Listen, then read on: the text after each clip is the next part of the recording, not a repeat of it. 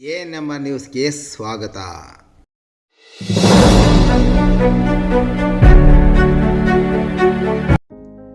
ನಮನಶ್ರೀ enterprises ರವರಿಂದ Chintamani ನಗರದ ಹೊರವಲಯದ ಶ್ರೀನಿವಾಸಪುರ ರಸ್ತೆಯ ಗೋಪಸಂದ್ರ ಗ್ರಾಮದಲ್ಲಿ ನಮ್ಮ ಅಖಾಡ ಎಂಬ ಫನ್ ಅಂಡ್ ಫಿಟ್ನೆಸ್ ಎಂಬ ಹೆಸರಿನಲ್ಲಿ ರಾಷ್ಟ್ರೀಯ ಮಟ್ಟದ ಒಳಾಂಗಣ ಕ್ರೀಡಾಂಗಣವನ್ನು 2022 ನವೆಂಬರ್ 1ರಿಂದ ಪ್ರಾರಂಭಿಸಲಾಗಿದೆ. ಸುಸಜ್ಜಿತ ಸದರಿ ಕ್ರೀಡಾಂಗಣದಲ್ಲಿ badminton, table tennis, snooker, air hockey ಮತ್ತು ಫೋಸ್ಬಾಲ್ ಕ್ರೀಡೆಗಳಿಗೆ ವ್ಯವಸ್ಥೆ ಮಾಡಿದ್ದು, ಕ್ರೀಡಾಪಟುಗಳು ಇದರ ಸದುಪಯೋಗವನ್ನು ಪಡೆದುಕೊಳ್ಳುವಂತೆ ನಮನಶ್ರೀ ಎಂಟರ್ಪ್ರೈಸಸ್ ರವರು ಕೋರಿದ್ದು, ಹೆಚ್ಚಿನ ವಿವರಗಳಿಗೆ ಮೊಬೈಲ್ ಸಂಖ್ಯೆ 9380540074 ಸಂಪರ್ಕಿಸುವಂತೆ ಅವರು ಮನವಿ ಮಾಡಿದ್ದಾರೆ.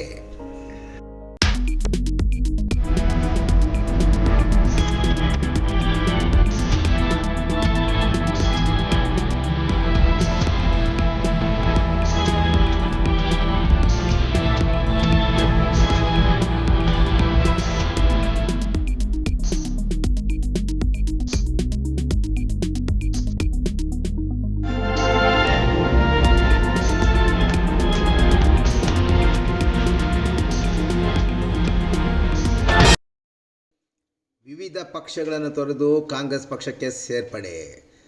ಮನೆ ಬಾಗಿಲಿಗೆ ಪರಿಹಾರ ಕೊಡಿಸ್ತೀನಿ ಎಂದು ಹೇಳಿ ಮಸ್ಯನಹಳ್ಳಿ ಕೈಗಾರಿಕಾ ಪ್ರದೇಶದ ಜಮೀನಿನ ಗ್ರಾಮಸ್ಥರಿಗೆ ಭರವಸೆ ನೀಡಿದ್ದೆ. ಆದರೆ ಜನ 500 ರೂಪಾಯಿ ತಗೊಂಡು ಓಟ್ ಹಾಕಿದ್ದಲ್ಲದೆ ಇಂದು 1 ಎಕರೆಗೆ 1.5 ಲಕ್ಷದಿಂದ 2 ಲಕ್ಷ ರು ಲಂಚ ನೀಡಿದರೂ ಅವರಿಗೆ ಪರಿಹಾರ ಸಿಕ್ಕಿಲ್ಲವೆಂದು ದೂರಿದ ಮಾಜಿ ಶಾಸಕ MC ಸುಧಾಕರ್ ಅವರು ತಾಲೂಕಿನ ಕಸಬಾ ಹೋಬಳಿಯ ಹಿರೇಕಡಗೇನಹಳ್ಳಿ ಗ್ರಾಮದಲ್ಲಿ ವಿವಿಧ ಪಕ್ಷಗಳನ್ನು ತೊರೆದು ಕಾಂಗ್ರೆಸ್ ಪಕ್ಷಕ್ಕೆ ಸೇರ್ಪಡೆಯಾದ ಯುವಕರನ್ನು ಸೇರ್ಪಡೆ ಮಾಡಿಕೊಂಡ ನಂತರ ಮಾತನಾಡುತ್ತಿದ್ದರು. ನಾನು ಸಂಬಂಧಪಟ್ಟ ಅಧಿಕಾರಿಗಳು ಮತ್ತು ಜಿಲ್ಲಾಧಿಕಾರಿಗಳ ಗಮನಕ್ಕೆ ತಂದಿದ್ದೆ. ಆದರೆ ಇದೀಗ ಪರಿಸ್ಥಿತಿ ಏನಾಗಿದೆ ನೋಡಿ.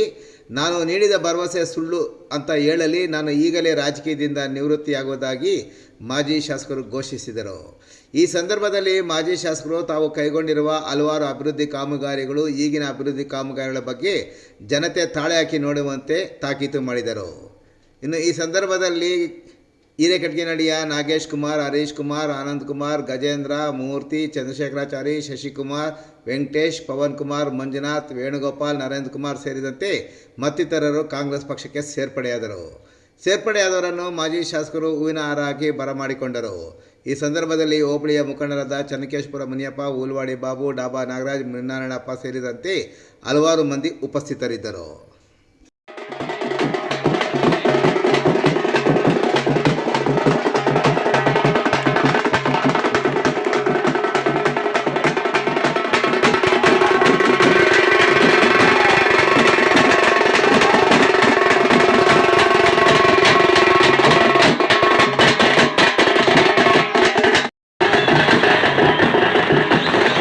ಗೊತ್ತಿದೆ ಏನು ರಾಜಕೀಯ ಬದಲಾವಣೆಗಳಾಯಿತು ಅಧ್ಯಕ್ಷರ ಚುನಾವಣೆಯಲ್ಲಿ. ನಿಮಗೆಲ್ಲ ಗೊತ್ತಿದೆ ಯಾರು ನಮ್ಮ ಕಡೆ ಗುರ್ಸ್ಕೊಂಡಿದ್ದವ್ರು ಯಾವ ರೀತಿ ಹೋಗಿ ಏನಾಯಿತು ಅಂತ. ಅದೇ ರೀತಿ ಹಿರೇಕಡ್ಗೆ ನಮ್ಮ ಪೆರ್ಮಾಕ್ನಲ್ಲಿ ಮುಂದೆ ಇದ್ವಿ, ಮೆಜಾರಿಟಿ ಇರಲಿಲ್ಲ. ಆದರೆ ಕಾರಣಾಂತರದಿಂದ ನಿಮಗೆ ಗೊತ್ತಿದೆ ಏನು ರಾಜಕೀಯ ಬದಲಾವಣೆಗಳಾಯಿತು ಅಧ್ಯಕ್ಷರ ಚುನಾವಣೆಯಲ್ಲಿ. ನಿಮಗೆಲ್ಲ ಗೊತ್ತಿದೆ ಯಾರು ನಮ್ಮ ಕಡೆ ಗುರ್ಸ್ಕೊಂಡಿದ್ದವ್ರು ಯಾವ ರೀತಿ ಹೋಗಿ ಏನಾಯಿತು ಅಂತ. ಅದೇ ರೀತಿ ಹಿರೇಕಡ್ಗೆ ನಮ್ಮ ಪೆರ್ಮಾಕ್ನಲ್ಲಿ 1 ದಿವಸ 2 ದಿವಸ ಏನು ಅವರ ಆಮಿಷಗಳಿಗೆ ಮರಳಾಗ್ತಾರೆ, ಅದನ್ನು ನೀವು ಅವರಿಗೆ ತಿಳುವಳಿಕೆ ಕೊಡೋ ರೀತಿಯಲ್ಲಿ ಅವರಿಗೆ ಹೇಳಬೇಕಾಗ್ತದೆ. ನಿಮ್ಮ ಮಕ್ಕಳ ಭವಿಷ್ಯದ ಬಗ್ಗೆ ಯೋಚನೆ ಮಾಡಿ. ಇವತ್ತು ಅವ್ರು ಕೊಡುವಂಥ ದುಡ್ಡಿಗೆ ದೇವ್ರ ಮೇಲೆ ಮಕ್ಕಳ ಮೇಲೆ ಪ್ರಮಾಣ ಮಾಡಿ ಓಟ್ ಹಾಕೊಂಡ್ರಲ್ಲ, ನೀವು 5 ವರ್ಷ ಏನಾಗತ್ತೆ ಈ ಭಾಗದಲ್ಲಿ ಅನ್ನೋದನ್ನ ಯೋಚನೆ ಮಾಡ್ಬೇಕು. ಯಾರು ವೈಯಕ್ತಿಕವಾಗಿ ಯಾರು ಸಹಾಯ ಮಾಡೋಕ್ಕೆ ಸಾಧ್ಯ ಇಲ್ಲ. ಯಾರೇ ಆಗಲಿ ದೇವರೇ ಬಂದ್ರೂ ಸಾಧ್ಯ ಇಲ್ಲ. ಏನಿದ್ರು ಇವತ್ತು ಸಮಾಜ ವ್ಯವಸ್ಥೆ ದಯವಿಟ್ಟು ಈ ಕಡೆ ಸ್ವಲ್ಪ ಎಲ್ಲ ಸೈಡ್ ನಿಂತ್ಕೊಳ್ಳಿ, ಫೋಟೋ ತಗೊಳ್ಳಿ. ಒಂದು ಸೈಡ್ ಅಲ್ಲಿ ದಯವಿಟ್ಟು ಸೈಡ್ ನಿಂತ್ಕೊಳ್ಳಿ.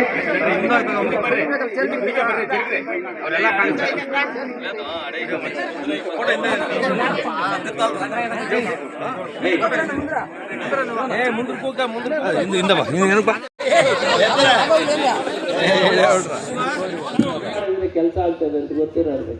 ಗೊತ್ತಿಲ್ಲದವರು ನಾವು ಶಾಸಕರು ಮಾಡಿ ಇಲ್ಲಿ ನೋಡ್ಕೊಂಡಿದ್ರೆ ಏನಾಗುತ್ತೆ. ಅವ್ರು ಹೆಂಗಾತಾರೆ ಈಗ ಜನ ನೋಡಿದ್ರೆ ಇಷ್ಟು ಜನ ಬಂದವ್ರೆ, ಓಟಲ್ಲಿ ಮಾತ್ರ ಹಿಂದಕ್ಕೆ ಹೋಗ್ತೀವಿ. ಕಾರಣ ಏನು? ಒಂದೇ ದಿನ 2 ದಿನ ಅವ್ರು ಕೆಲಸ ಮಾಡೋದು. ಏನು ಅವ್ರು ತಿಳ್ಕೊಂಬಿಟ್ಟಾರೆ ಚಿಂತಾಮಣಿ ಕ್ಷೇತ್ರದ ಜನ ನಾವೇನ್ ತೋರಿಸ್ತೀವೋ ಅಂಶ ಆಸೆ ಅದಕ್ಕೆ ಬೂಲಿಯಾಗಿ ನನ್ನನ್ನು ಗೆಲ್ಲಿಸ್ತಾರ ಅಂದ್ಕೊಂಡವ್ರು. ಅದು ಇಲ್ಲ, ನಾವು ಆ ಥರ ಇಲ್ಲ ಅನ್ನೋದನ್ನ ಈ ಸರ ತೋರಿಸ್ಬೇಕಾದ್ರೆ ನೀವು ಯುವಕರು ಏನು ಇವಾಗ ಎಷ್ಟು ಜನ ಸೇರಿದ್ರೆ ನಿಮ್ಗೆ ಗೊತ್ತಿದೆ ಲೆಕ್ಕ. ಅದ್ರ ಜೊತೆಗೆ 20, 30, 40, 50, 100 ಇದೇ ಥರ ಬೆಳ್ಕೊಂಡು ಹೋಗ್ತಾ ಇರ್ಬೇಕು ಎಲ್ಲ ಹಳ್ಳಿಗಳಲ್ಲೂ. ನಾನು ಎಲ್ಲ ಹಳ್ಳಿಗಳಲ್ಲೂ ಆನಂದ ವಿಚಾರಿಸ್ತೀನಿ, ನಿಮ್ಮ ಎಲ್ಲರೂ ಗಡ್ಗೆನೆಲೆಯಲ್ಲಿ ಸೇರ್ಪಡೆ ಅನ್ನೋಂಥ ಯುವಕರು ಬಂದಿದ್ರ ನಿಮ್ಮೂರಿಗೆ? ಏನಾದರೂ ರಾಜಕೀಯವಾಗಿ ಮಾತಾಡ್ತಾರ? ನೀವೆಲ್ಲರೂ ಕಾಂಗ್ರೆಸ್ ಪಕ್ಷದ ಪರವಾಗಿ ಕೆಲಸ ಮಾಡಬೇಕು ಅಂತ ಹೇಳ್ತಾ ಇದ್ದಾರ? ಇಲ್ಲ ಅಂತ ವಿಚಾರ ಮಾಡ್ತೀವಿ. ನಾವು ನಿಮ್ಮ ಜೊತೆಯಲ್ಲಿ ಇರ್ತೀವಿ. ನೀವು ಇನ್ನು ಮುಂಚೂಣಿಯಲ್ಲಿ ಮುಂದಕ್ಕೆ ಬರಬೇಕಾಗಿರೋಂಥ ಯುವಕರು, ನಿಮ್ಮ ಭವಿಷ್ಯತ್ತು ರೂಪಿಸ್ಕೋಬೇಕಾಗಿರೋದು. ನಮ್ಗೆ ಇನ್ನು ಮುಕ್ಕಾಲು ಮುಗಿದಿದೆ, 3 ಗಂಟೆ ನಮ್ಮದು. ನೀವಾಗೆಲ್ಲ 8:30, 9 ಗಂಟೆಯಲ್ಲಿದ್ದೀರಿ. ಅಷ್ಟು ಸವಿಸಬೇಕಾದ್ರೆ ಒಳ್ಳೆ ದಾರಿಯಲ್ಲಿ ಹೋಗ್ಬೇಕು, ಒಳ್ಳೆ ನಾಯಕನ ಆಯ್ಕೆ ಮಾಡ್ಕೋಬೇಕು. ನಮ್ಮ ಕಷ್ಟಕ್ಕೆ ಹೊಂದಿಸ್ತಕ್ಕಂಥವ್ರು ಇಲ್ಲೇ ಕೂತ್ಕೊಂಡು, ಈಗ ಕಂಪ್ಯೂಟರ್ಗ ಇಲ್ಲಿಂದನೇ ಎಲ್ಲ ಬಟನ್ ಒತ್ಬೋದು.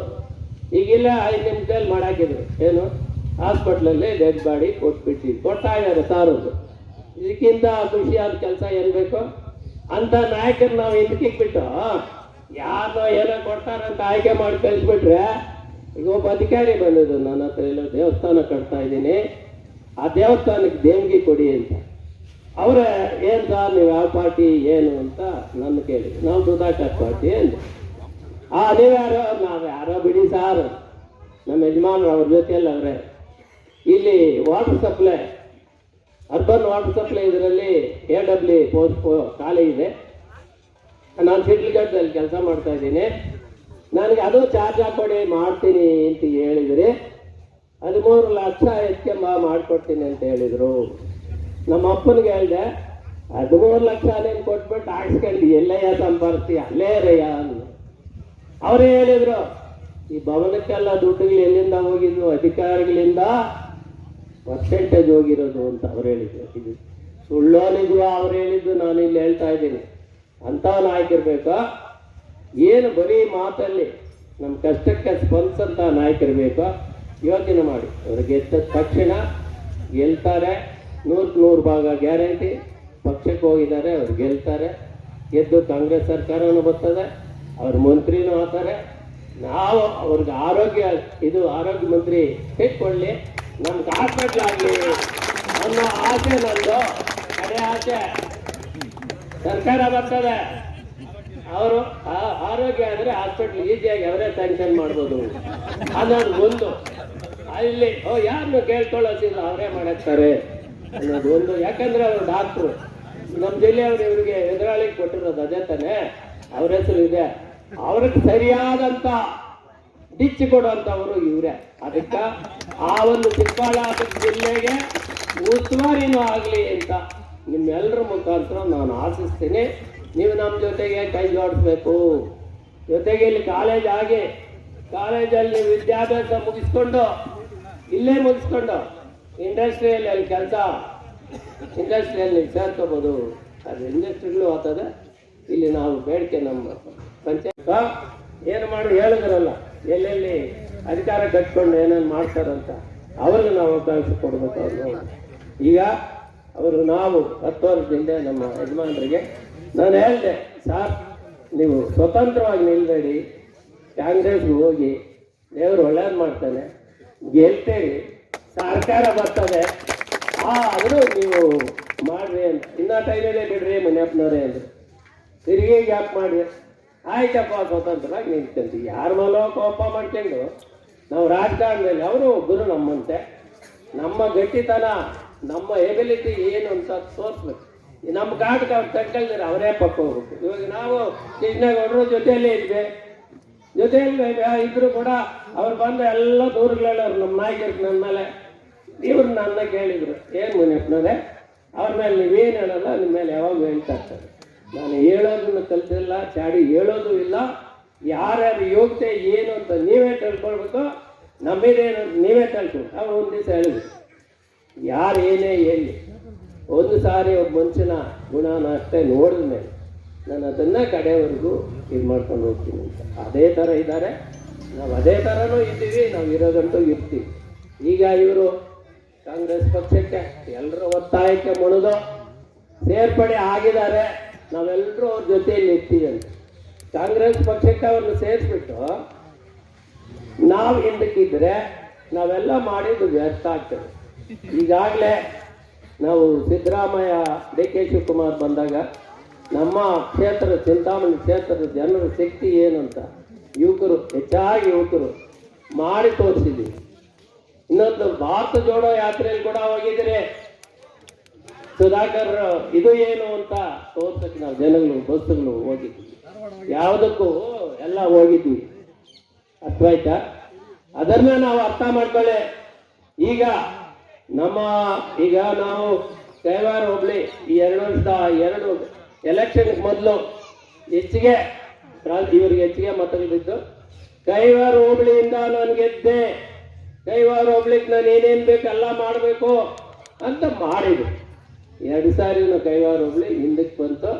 ಕೈವಾರ ಹೋಬಳಿಯಿಂದನೇ ನಾವು ಸೋತ್ವಿ ಅನ್ನೋ ಹೆಸರು ಹೇಳಿದ್ರು ನಮ್ಮ ನಾಯಕರೆಲ್ಲ, ಕೈವಾರ ಹೋಬಳಿ ನಾಯಕರು. ಆ ಹೆಸರನ್ನು ನಾವು ಅಳಿಸ್ತೀವಿ. ಕೈವಾರ ಹೋಬಳಿನೇ ನನಗೆ ಹೆಚ್ಚಿಗೆ ಮತ ಕೊಟ್ಟು ಗೆಲ್ಲಿಸಿದೆ ಅನ್ನೋ ಮಾತು ಉಳಿಸ್ಕೊಳ್ಳೋಕೆ ನಾವೆಲ್ಲರೂ ಪ್ರಯತ್ನ ಮಾಡ್ತೀವಿ ಅಂತ ಹೇಳಿದ್ರು. ನಾನು ಅವರೆಲ್ಲರಿಗೂ ಕೂಡ ಆಭಾರಿಯಾಗಿರ್ತೇನೆ. ನಾವು ಕೂಡ ಅವ್ರ ಜೊತೆಯಲ್ಲಿ ಇರ್ತೀವಿ. ದಯಮಾಡಿ ನೀವು ಯುವಕರು ಅರ್ಥ ಮಾಡ್ಕೋಬೇಕಾಗಿರೋದಿಷ್ಟೇ. ನಮಗೆ ಮುಂದೆ ಈಗ ಮಸ್ತನಹಳ್ಳಿ ಇದರಲ್ಲಿ ಇಂಡಸ್ಟ್ರಿಯಲ್ ಏರಿಯಾ, ಮೊನ್ನೆ ನಾನು ಜಾಗ ನೋಡಲಿಲ್ಲ, ಆ ಚಿಕ್ಕಬಳ್ಳಾಪುರಕ್ಕೆ ಹೋಗುವಾಗ ಇದರಲ್ಲಿ ಕರ್ಕೊಂಡು ಹೋದ್ರು. ಆ ಏರಿಯಾ ಅಲ್ಲ, ಇದೇ ಇಂಡಸ್ಟ್ರಿಯಲ್ ಏರಿಯಾಗೆ ಅಕ್ವೈರ್ ಆಗಿರೋಂಥ ಜಮೀನು, ಇಲ್ಲಿ ಸರ್ಕಾರಿನೂ ಇದೆ, ರೈತರು ತಗೊಂಡು